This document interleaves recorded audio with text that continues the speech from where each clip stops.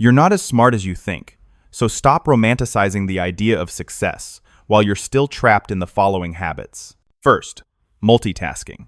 I used to be proud that I could reply to emails, listen to a podcast, and type out a report at the same time.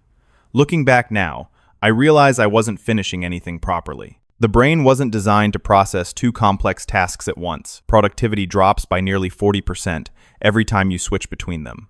Since then, I've focused on one thing at a time. Just 25 minutes, no checking the phone, no extra tabs. Funny enough, I finish faster and get irritated a lot less. Second, over-optimizing everything. You know this type, right?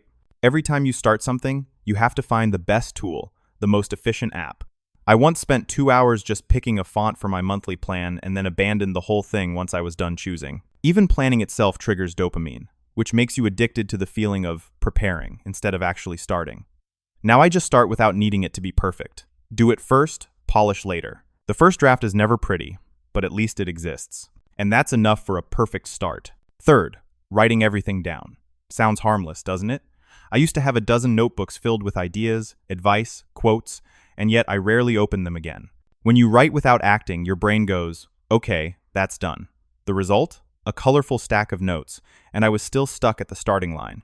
I began writing less, but doing more. Every note now ends with one small line. When will I try this? And that's how information turns into action. Fourth, constantly chasing something new. I used to switch productivity apps every month. Every time I installed a new one, it felt like a fresh start. But as you know, it takes around 66 days for a behavior to become a habit. Every time you switch, your brain has to start over. I stopped chasing novelty and picked one simple method, then stuck with it until it felt boring but steady.